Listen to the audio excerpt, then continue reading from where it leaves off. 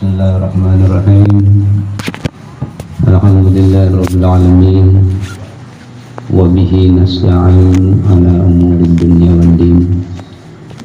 Wassalatu wassalamu ala sayyidil mursalin sayyidina wa maulana Muhammadin wa ala alihi wa sahbihi ajma'in, amma ba'd.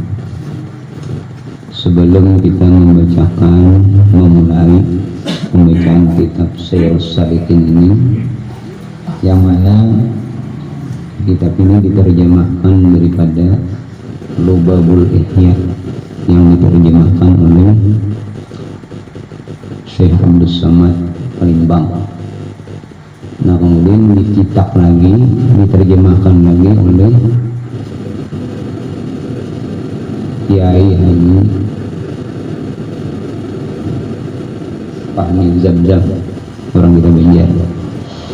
Nah, sebelum kita mulai baca ini, lebih dulu kita bacakan riwayat hidup pengarang asal.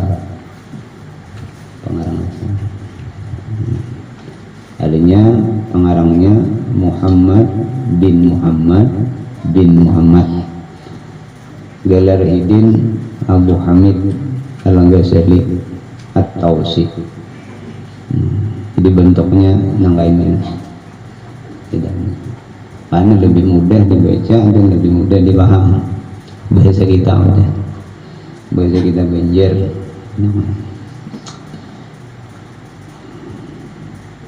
Jadi untuk mengambil berkah, marilah kita sama-sama membacakan Ummul Quran yang kita hadiahkan kepada Imam Ghazali, pengarang kitab asal, kemudian sang penterjemah Syekh Abdul Samad Palembang. Ila hadratin Nabi sallallahu alaihi wasallam wa ala alihi wa sahbihi wa zurriyyatihi wa ali baitihi wa li jami'il mu'minin wal mu'minat wal muslimin, khususan ila Syekh Muhammad bin Muhammad Al-Ghazali wa Abdul Samad Palembang. Al-Fatihah. Alhamdulillah, masyaallah. Bismillahirrahmanirrahim. Ya Allah,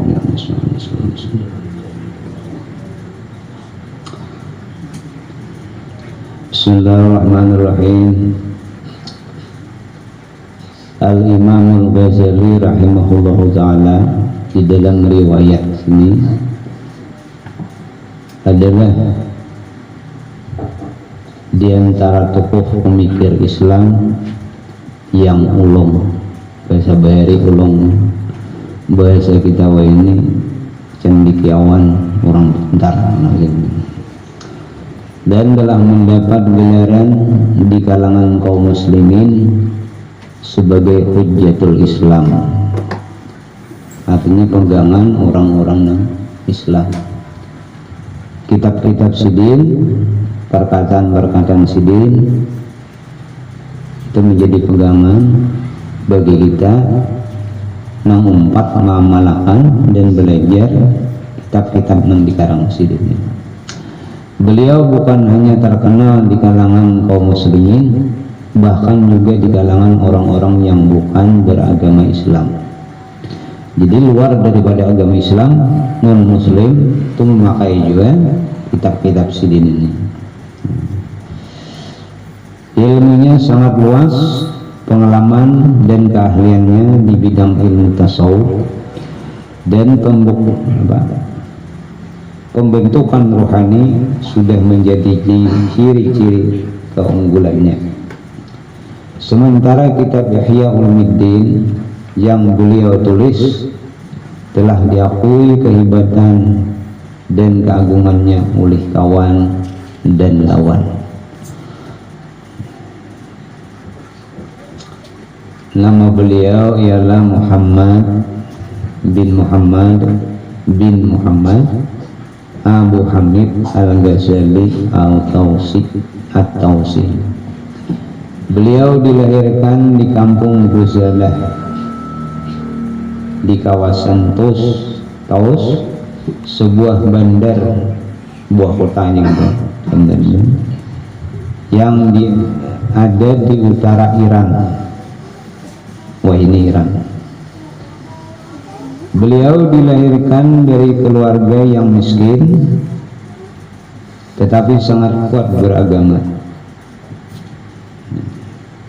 Itu ciri khas kalau orangnya fakir, miskin, kuat beragama, hebat. Mana fakir, mana miskin, mana kali lebih kuat, beda maginannya. Nah, oleh karena orang tuanya meninggal dunia ketika Imamul Ghazali masih kecil, maka beliau terpaksa menghadapi bermacam-macam kesusahan dan cobaan. Maka kesusahan dan getir pahit yang beliau alami di dalam usaha mencari ilmu di waktu kecil ini sangat banyak memberikan pengalaman kepada kehidupan beliau di masa tua. Jadi contoh pengalaman hidup Imam Ghazali ini kawah kita contoh dengan sebaik-baiknya. Kalinya kita mengajari anaknya lagi hello sih, jangan suruh gue cari dulu, jangan suruh gue usaha, suruh menuntut ilmu, suruh mengaji Al-Quran, mendalami ayat Al-Quran. Jangan lagi hello suruh gue dagang, entah suruh kebohongan, lu buat karena sampai Tuhan enak kebohongan ini terus. Nah, tapi bila dia lagi halus, belum tahu apa-apa sudah katuju menuntut ilmu sampai itu. Karena dalam praktik agama itu orang alim itu ada dua tingkatan. Pertama alim untuk dirinya, alim kalau kamu mengajarkan ini aja makanya seorang. Yang kedua alim untuk diri dan orang lain. Nah ini.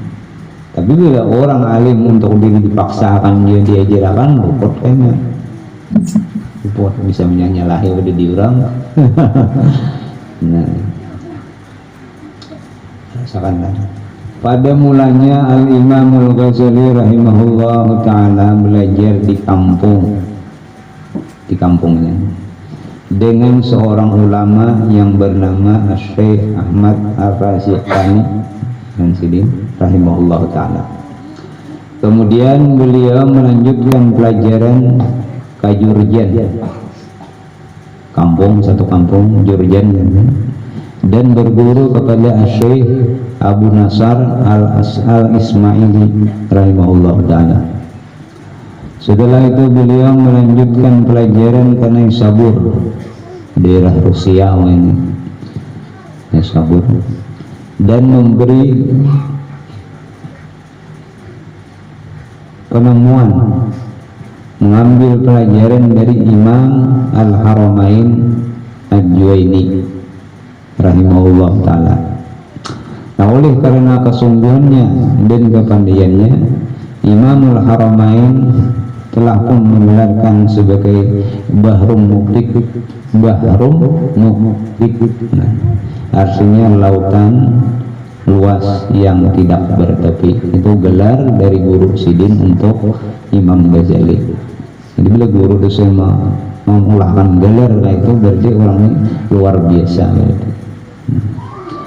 Apabila Imamul Haramain meninggal dunia pada tahun 478 Hijriah, Al-Imamul Ghazali rahimahullah ta'ala pergi ke Ma'sakar dan bertemu dengan wazir, al-wazir atau menteri Nazamul Mulki yang sangat banyak menaruh minat terhadap ilmu dan para ulama. Seorang menteri ketujuh dengan ulama. Nah, setelah wazir Nazamul Mulki mengetahui kebolehan Al-Imamul Ghazali rahimahullah ta'ala, beliau terus saja melantiknya sebagai mahaguru di Al-Madrasatul Nazamiyah Baghdad.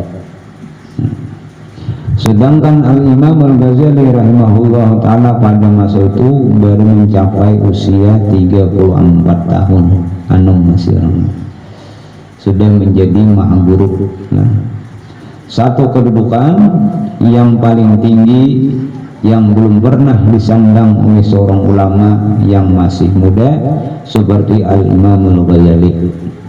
Nah, Dan dari masa ke masa kedudukan beliau bertambah kuat dan pengaruhnya bertambah besar, sehingga penghormatan yang diberikan kepada beliau melebihi daripada penghormatan yang diberikan kepada pihak istana dan penguasa. Jadi tanda hidupnya agama di satu daerah itu, ulama itu jadi pemimpin, dan bukan pemerintah pemimpinnya. Yang paling dituruti perkataan ulama itu daerah itu berarti subur agamanya. Dari sebelum meninggal arwah guru sekumpul, sebelum meninggal apa ujar sidin itu semuaan menurut. Itu tanda makmur agama dan berkembang. Jadi pemerintahnya nomor 2 aja. Bila umatnya sudah menurut apa yang dikatakan oleh ulama, nah berarti di situ subur agamanya, bagus. Wah, ini ulama kada ada dipakai lagi. Bentang benyubah nomor biasa, tinggal lembar kita. Udah ditagur nih kok.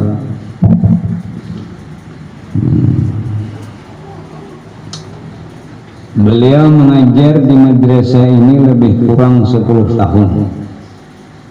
Nah, setelah itu timbul di hati Al-Imam Al-Ghazali rahimahullah ta'ala satu keinginan yang sangat mendesak untuk meninggalkan kedudukan yang tinggi itu. Lalu beliau terus beruzlah dan berhadap pada diri sendiri. Beruzlah itu mengasingkan diri itu, berjauh pada keramaian. Padahal apalah kurangnya gini, maha guru segala keperluan duniawi terpenuhi, cuma karena panggilan hati dan memang hidayah dari Allah sudah sampai langsung ditinggalkan segala kesenangan dunia. Nah, inilah tanda-tanda tokoh ulama yang luar biasa. Di dunia ini nomor 6 jauh, ada nomor 1 aja. Maka pada tahun 488 Hijriah beliau pergi meninggalkan Baghdad dan meninggalkan segala kekayaan, pangkat, penghormatan. Untuk seterusnya beliau melazimkan diri mempelajari ilmu tasawuf dan penyucian jiwa. Adanya membersihi hati. Kalau ada sifat-sifat yang masih kurang bagus, apalagi yang lebih baik, dibersihi. Beliau pada mulanya pergi ke Damsyik, negeri Syam atau Syria, dan beruzlah di sana lebih kurang 2 tahun. Kemudian pergi menunaikan ibadah haji ke Makkahul Mukarramah dan ziarah Al-Madinatul Munawwarah dan bandar Al-Qudus, Palestina. Kemudian beliau kembali ke Syria dan beliau suka beruzlah di Masjid Damsyik Al-Jami'ul Ma'amwa. Dan di sanalah beliau mulai mengarang kitabnya yang masyhur itu, yaitu Ihya Ulumuddin. Dan tempat yang dipilih oleh Imam Al-Ghazali untuk beruzlah itu sampai sekarang ini masyhur dengan sebutan Al-Zawiyatul Ghazaliyah, yaitu di sudut belakang sebelah kanan masjid tersebut, Masjid Al-Jami'ul Amwa. Nah, setelah itu Al-Imam Al-Ghazali rahimahullah ta'ala pulang ke kampung asal At-Taus dan tinggal di sana lebih kurang 6 tahun. Kemudian pada tahun 499 Hijriah beliau diminta oleh Fakhrul Mulki, anak Nazamul Mulki, supaya beliau dapat mengajar di Madrasah Nazamiyah yang ada di Naisabur. Oleh karena Imam Al-Ghazali rahimahullah ta'ala memandang bahwa beliau bukan hanya diciptakan untuk membimbing dirinya sendiri, tetapi juga untuk membimbing umat, maka beliau bersedia memenuhi panggilan Fakhrul Mulki untuk mengajar di madrasah Nazamiyah Naisabur itu. Bebulik ke asal yang mengajar. Dan pada tahun 500 Hijriah telah terjadi pembunuhan terhadap Fakhrul Mulki. Menteri ini dibunuh. Dan terjadi kekacauan di dalam negeri, maka Al-Imam Al-Ghazali rahimahullah ta'ala memilih untuk pulang ke kampung asalnya di Tausik. Lalu beliau mengasaskan sebuah madrasah dan zawiyah atau pondok berhampiran dengan rumah kediamannya. Maka sejak saat itu beliau hanya mengajar di situ dan menghabiskan umurnya dengan mengajar, mengarang dan mendidik murid-murid yang datang mengaji di madrasahnya, sehingga beliau dipanggil hadirat Allah Ta'ala pada tahun 505 Hijriah, dan jenazahnya dikuburkan di Tibran At-Tausik. Al-Imam Ibnu Zawji menghikayatkan daripada Imam Ahmad, saudara Al-Imam Al-Ghazali rahimahullah ta'ala, yang menceritakan peristiwa kematian Al-Imam Al-Ghazali rahimahullah ta'ala. Berkata Imam Ahmad tersebut, setelah terbit fajar hari Isnin 14 Jumadil Akhir 505 Hijriah, saudaraku dari Imam Ahmad, Al-Imam Al-Ghazali, berwudu dan terus sembahyang subuh. Selepas sembahyang beliau berkata, bawa ke sini kain kafanku.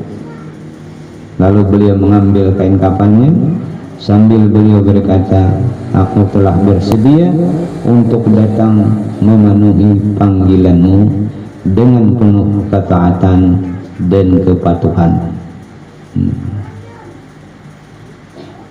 Jadi Imam Ghazali ini hari kematiannya tahu dulu, tahu.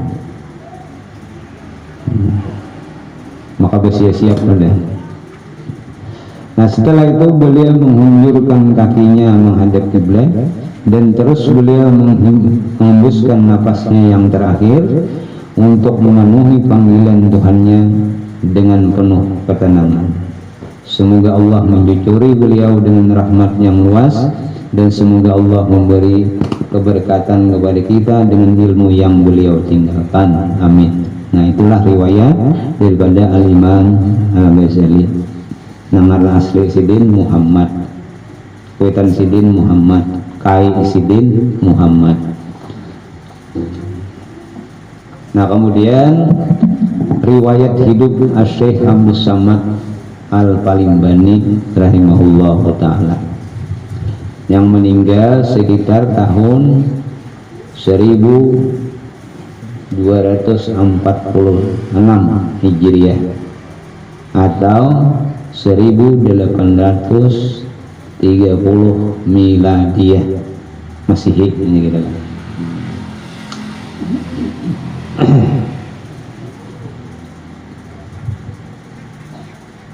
Nah, ini orang yang menerjemahkan karangan Imam Ghazali. Nah, karangan Imam Ghazali yang diterjemahkan Sidin ringkasan daripada Ihya Ulumuddin, atau bisa disebut dengan Lubab Ihya. Asy-Syaikh Abdus Samad Al-Palimbani terkenal sebagai seorang ulama sufi yang agung di Nusantara dan seorang mujahid anti penjajah, dan telah menunjukkan kesanggupannya yang luar biasa untuk berjuang karena membela agama dan untuk kesejahteraan tanah air. Para sejarawan, ahli sejarah, tidak dapat memberikan satu kata putus mengenai riwayat hidup dan tarikh kelahiran dan kematiannya, serta silsilah keturunannya. Ada yang mengatakan bahwa nama beliau ialah Syekh Abdul Samad bin Pakih Husin bin Pakih Abdullah Al-Palimbani. Khilaf oranglah para sejarawan.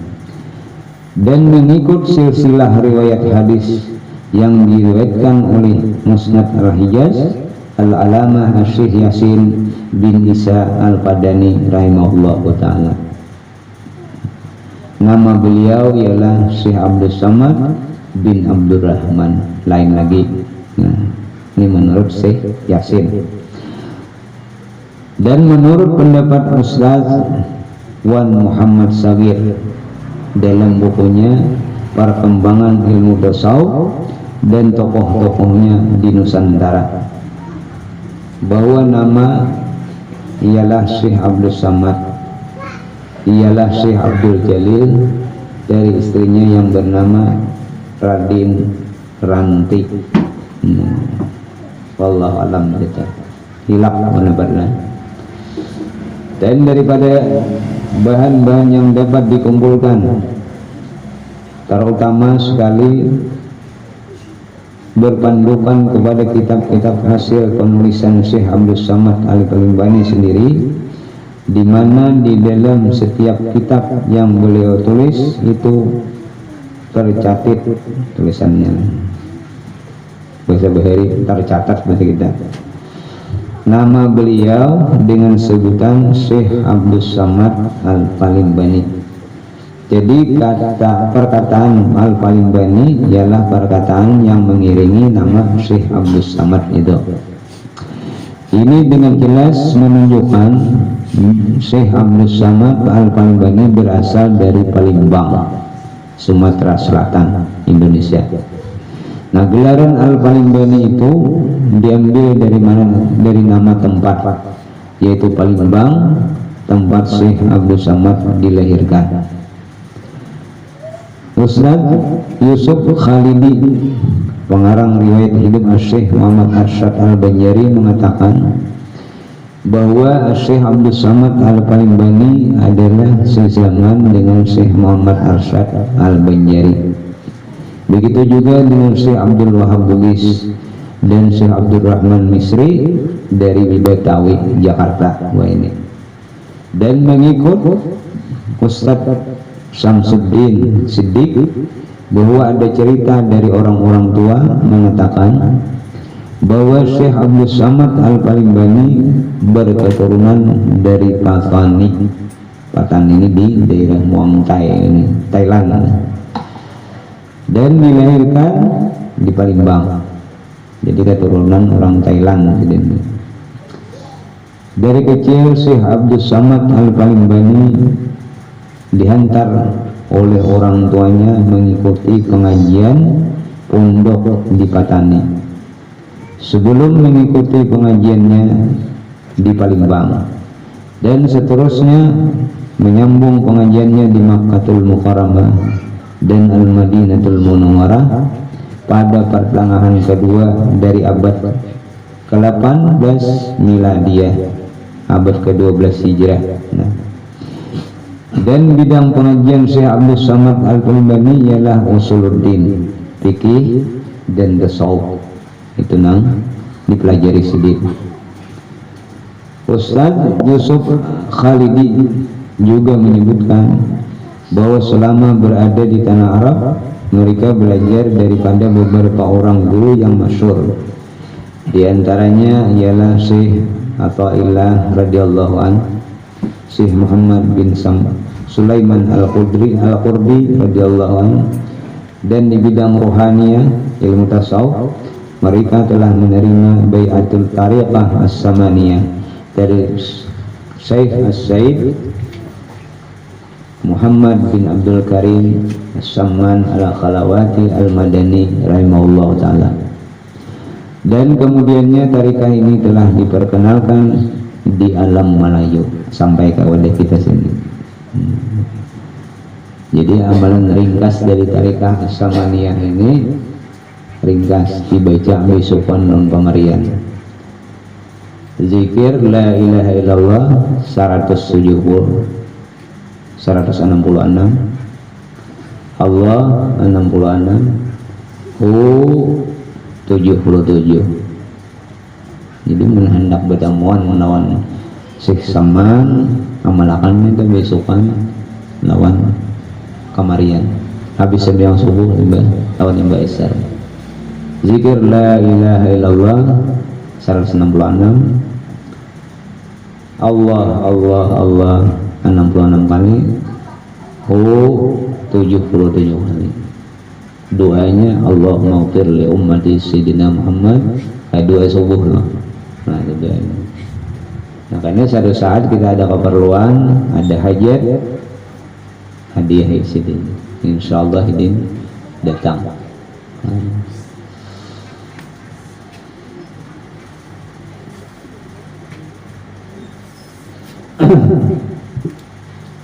Dan mengikut Ustadz Samsuddin Siddiq bahwa Syekh Abdul Samad Al-Kalimbani juga sempat hidup sezaman dengan Syekh Daud bin Abdullah Al-Fatani rahimahullah ta'ala dan Syekh Muhammad Nafis bin Idris Al-Banjari rahimahullah ta'ala, pengarang kitab Darun Nafis yang ada di Kaluar. Nah itu sejaman mantap dan saburu. Dan ramai lagi tokoh-tokoh ulama Nusantara yang hidup pada abad ke-18 itu.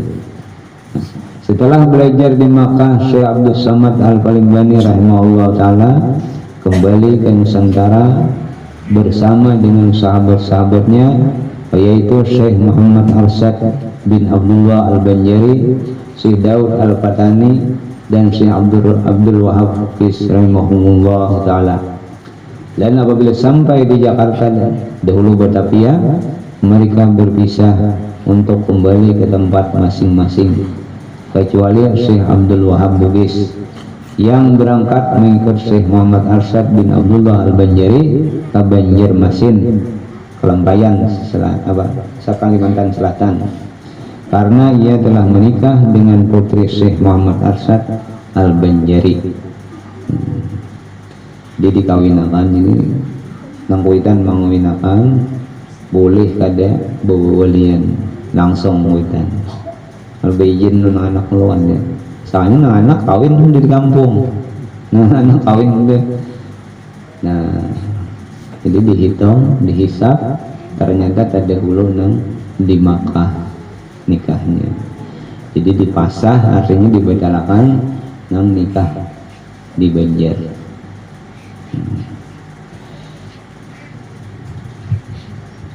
Dan mengikut Ustadz Wan Muhammad Sagir ketika Syekh Abdul Samad Al-Kalimbani pulang ke Palembang. Beliau mendapati negeri Palembang dikuasai oleh Belanda. Oleh karena perasaan bencinya kepada penjajah itu, beliau mengambil keputusan untuk berhijrah semula ke Makkah dengan perahu layar yang dibuatnya sendiri dari kayu pohon yang ditebangnya di hutan.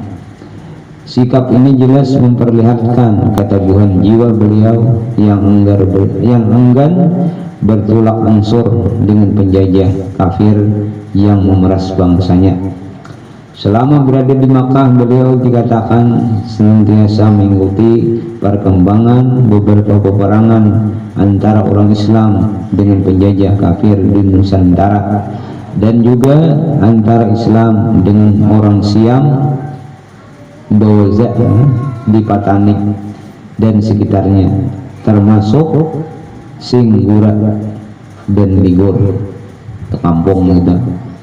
Nah, setelah selesai menyusun kitabnya yang bernama Nasihatul Muslim wa Tazkiratul Mu'minin fi Fadailil Jihad wa Karamatil Mujahidin fi Sabilillah, panjang judul kitabnya, yang membawa arti nasihat untuk kaum muslimin dan peringatan untuk orang-orang yang beriman tentang kelebihan-kelebihan perjuangan dan kemuliaan para mujahid di jalan Allah. Maka beliau membetulkan tekadnya untuk membantu umat Islam di Patanik. Lebih-lebih lagi ketika itu teman kerabat karibnya Muhammad Syekh Daud bin Abdullah Al-Fatani berada di Patanik.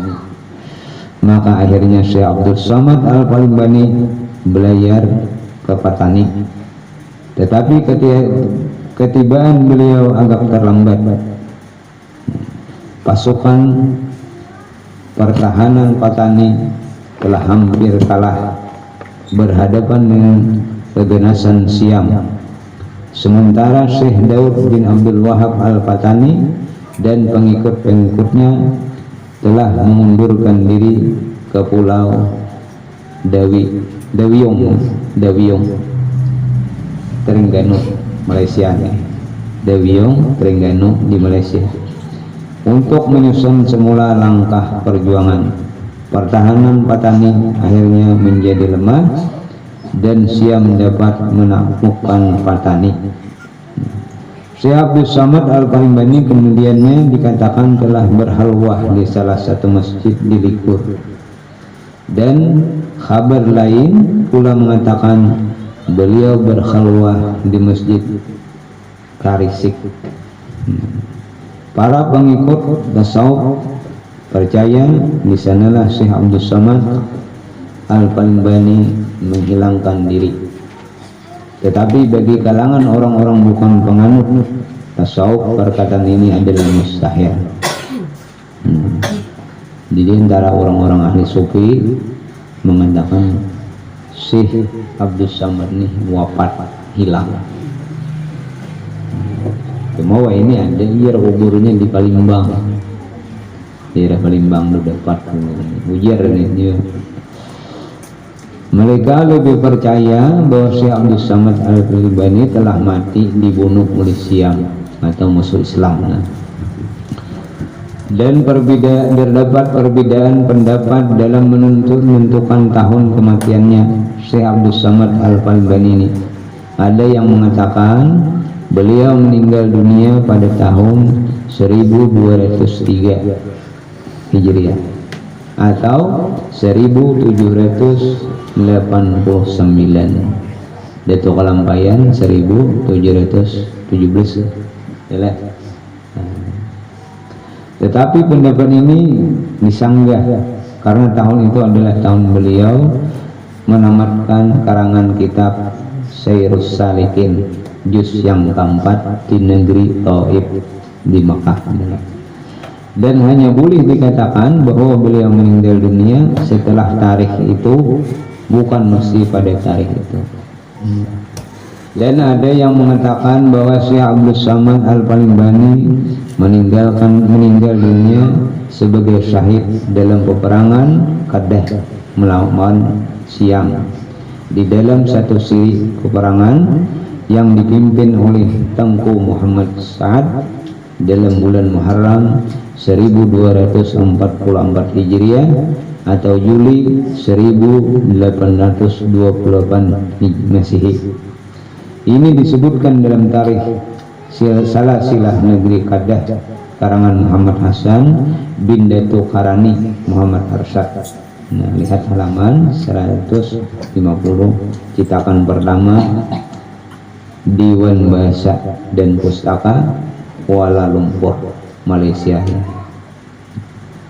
Dalam perkembangan yang terakhir sekali, berdasarkan beberapa kertas kerja yang dibentangkan dalam seminar Syekh Abdul Samad Al-Palimbani yang diadakan di Alur Sutra Kedah, Malaysia pada 23 Syawal 1423 Hijriah bersamaan dengan 30 Desember 2002 Masehi ada disebutkan.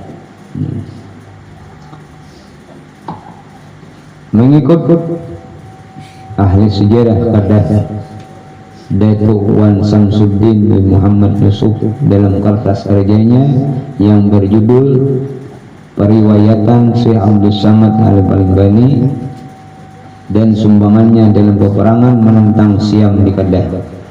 Beliau menyebutkan ada pendapat yang mengatakan bahwa Syekh Abdul Samad Al-Palimbani meninggal dunia setelah tahun 1246 Hijriah atau 1830 Masehi, karena didapat ada artefak sejarah berupa sehelai bendera berwarna merah jingga yang bertulisan syair bahasa Arab yang menyebutkan kemenangan Kedah ke atas Syam pada tahun tersebut. Dan beliau juga menyebutkan bahwa ramai di kalangan ahli sejarah yang berpendapat bahwa syair itu adalah hasil karya Syekh Abdul Samad Al-Palembani. Dan mengikut Ustaz Haji Ismail bin Ishaq Bah Jasamiyat Al-Fatani, Ketua Bagian Sejarah dan Pusat Pemulihan Seni Budaya Tempatan dan Alam Sekitar Wilayah Patani Darussalam, dalam kertas kerjanya yang dibentangkan dalam seminar tersebut, bahwa kubur Syekh Abdul Samad Al-Palembani rahimahullah ta'ala telah ditemukan oleh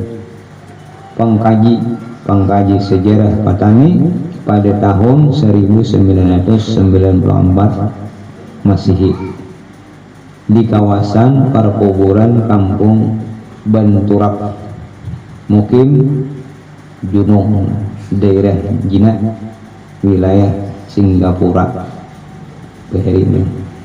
Dan dikatakan bahwa Syekh Abdul Samad Al-Palembani rahimahullah ta'ala ditangkap oleh tentara Syam pada tahun 1823 Masehi atau 1239 Hijriah dan dibunuh secara pancung leher dan kepalanya dibawa ke Bangkok untuk menjadi petanda kemenangan tentara Syam. Jadi yang ditanam di pekuburan Banturak itu hanyalah badannya saja. Selisih pendapat lah. Dan ada pula pendapat yang mengatakan bahwa ketika Syekh Abdul Samad Al-Palembani rahimahullah ta'ala ditikam atau dipancung untuk dibunuh, maka pedang tidak dapat menembus jasad beliau. Akhirnya beliau disulur dengan besi tajam di punggung hingga mati syahid, dicocok. Nah, dan setelah itu baru dipancung kepalanya. Wallahu a'lam. Dan ada satu perkataan lagi yang dapat dikaitkan dengan tahun kewafatan Syekh Abdul Samad Al-Palembani ini, yaitu mengikut ulama besar dari Makkahul Mukarramah yang berasal dari keturunan Padang, Indonesia, yaitu Syekh Muhammad Yasin bin Isa Al-Padani, wafat pada tahun 1410 Hijriah rahimahullahu ta'ala. Di dalam kitabnya yang berjudul Al-Aqdul Farid pada bicara sanad-sanad atau salah silah riwayat ilmu yang diambil secara berantai dari guru ke guru, beliau menyebutkan dalam sanadnya bagi kitab Ihya Ulumuddin karangan Al-Imam Al-Ghazali bahwa Syekh Nawawi Al-Bantani wafat pada tahun 1315 Hijriah, sempat berguru dengan Syekh Abdul Samad Al-Palembani. Orang menyambut ngarannya Syekh Yasin. Sebelum tahun 2000 sudah meninggal. Orang Indonesia bagian di Makkah jadi guru ulama besar di Masjidil Haram. Dan murid-murid Sidin mulai pengasuh pondok pesantren Mahfuz Amin, Haji Ahmad Mughni, itu murid-murid Sidin, sampai turun lagi Buan Haji Abrar, itu murid-murid Sidinnya. Nah, Sidinnya sudah tua beneran ya, yang meninggal. Dan kedua diwan adalah syekh yang digelar dengan Al-Mu'ammar, ialah syekh yang berumur panjang. Dan Syekh Nawawi Al-Bantani tidak disebutkan tahun lahirnya, cuma dikatakan sejak kecil lagi ia telah berangkat ke Makkah untuk mengaji. Nah, sekarang kalau kita katakan umur Syekh Nawawi itu 100 tahun, maka beliau lahir pada tahun 1215 Hijriah.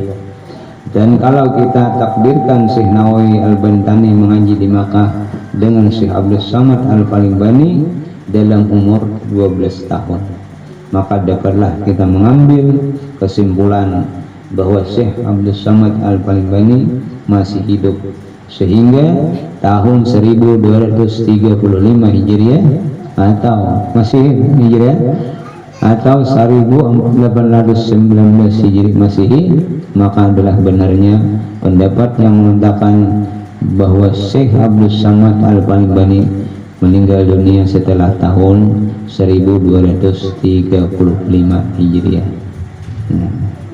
Jadi beriringan lawan Datuk Lambayan.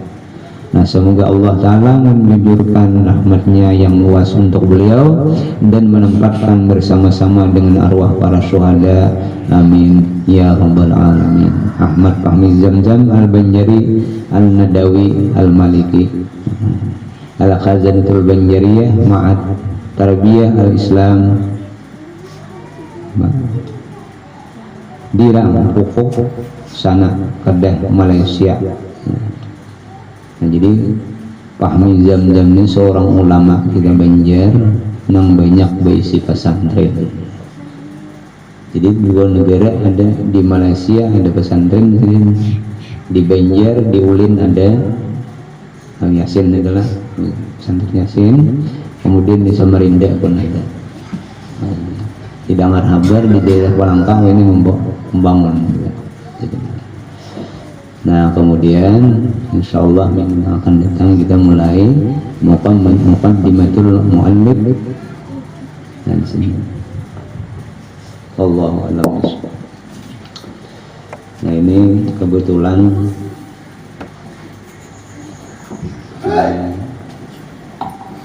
hajat permintaan dari saudari Masri.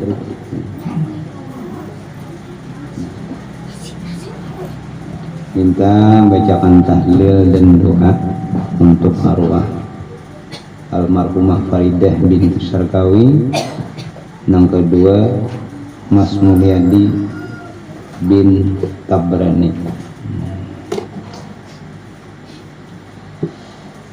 Ila hadratin Nabi Mustafa Rasulullah sallallahu alaihi wasallam. Al-Fatihah.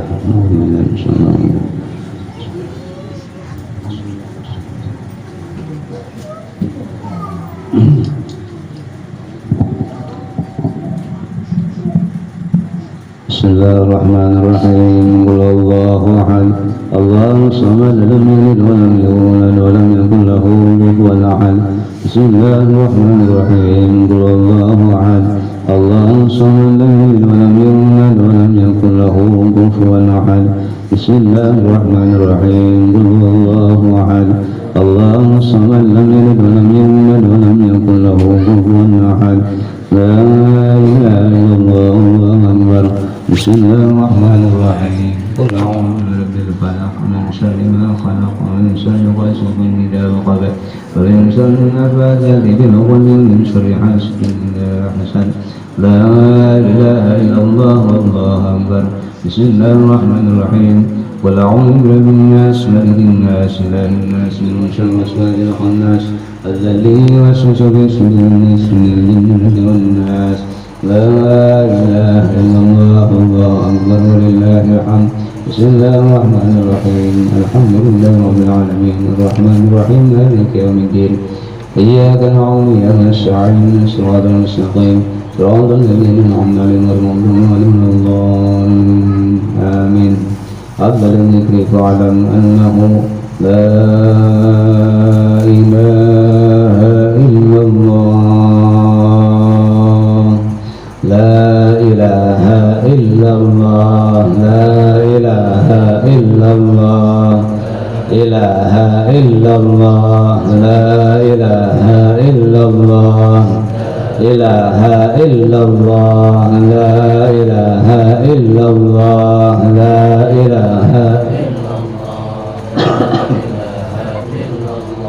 La ilaha illallah, la ilaha illallah, la ilaha illallah, la ilaha illallah, la ilaha illallah, la ilaha illallah, la ilaha illallah, la ilaha illallah, la ilaha illallah, la ilaha illallah, la ilaha illallah, ilaha illallah, la ilaha illallah, la ilaha illallah, ilaha illallah, la ilaha illallah, la ilaha illallah, la ilaha illallah, la ilaha illallah, la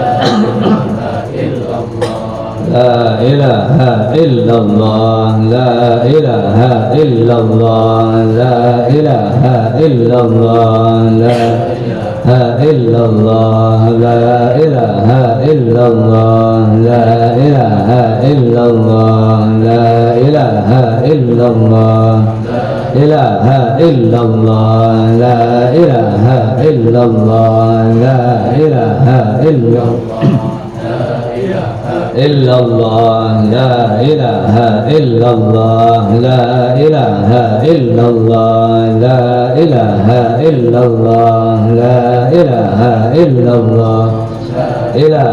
illallah, la ilaha illallah, la ilaha illallah, la illallah, la ilaha illallah, la ilaha illallah, la ilaha illallah, la ilaha illallah, la ilaha illallah, ilaha illallah, la ilaha illallah, la ilaha illallah, la ilaha illallah, ilaha illallah, la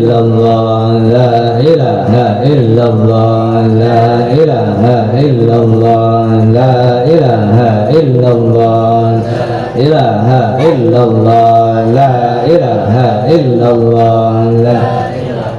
illallah, la ilaha illallah, la ilaha illallah, la ilaha illallah, la ilaha illallah, la ilaha illallah, la ilaha illallah, la ilaha illallah, la ilaha illallah, illallah, la ilaha illallah, la ilaha illallah, la ilaha illallah, la ilaha illallah, la ilaha illallah,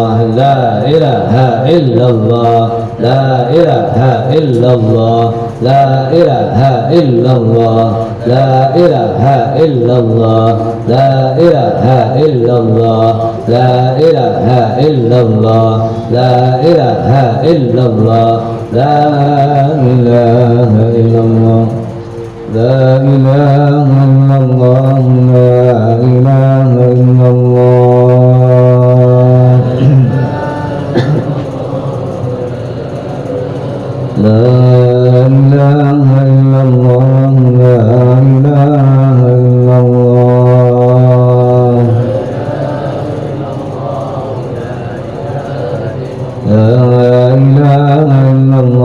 sayyiduna Muhammadur Rasulullah.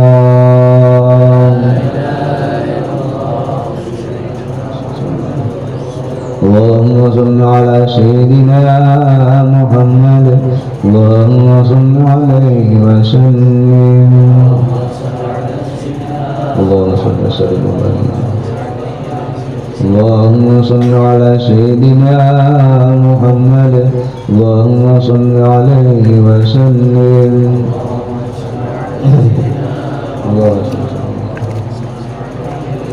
Allahumma salli ala sayyidina Muhammad, ya Rabbi salli alaihi wa sallim,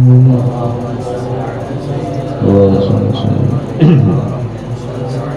Subhanallah bihamdihi, subhanallah bihamdihi, subhanallah bihamdihi, subhanallah bihamdihi, subhanallah bihamdihi, وبحمده سبحان الله بحمده سبحان الله بحمده سبحان الله بحمده سبحان الله بحمده سبحان الله Subhanallah bihamdihi, subhanallah bihamdihi, subhanallah bihamdihi, subhanallah bihamdihi, subhanallah bihamdihi, subhanallah bihamdihi, bihamdihi, subhanallah bihamdihi, subhanallah bihamdihi, subhanallah bihamdihi, subhanallah bihamdihi, subhanallah bihamdihi, subhanallah bihamdihi, subhanallah bihamdihi, subhanallah bihamdihi, subhanallah bihamdihi, subhanallah bihamdihi, subhanallah ya bihamdihi, subhanallah ya bihamdihi, subhanallah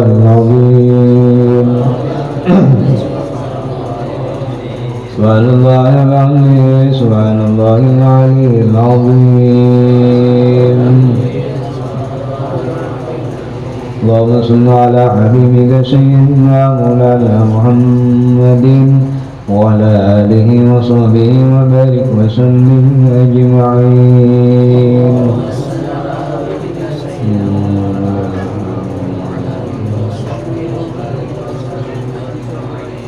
Wa ala alihi wa likulli niyatin salihah ila hadratin nabi Muhammad sallallahu alaihi wasallam. Al-Fatihah. Wa billahi insyaallah. Ya Allah ya Nusa'an Allah ya Allah.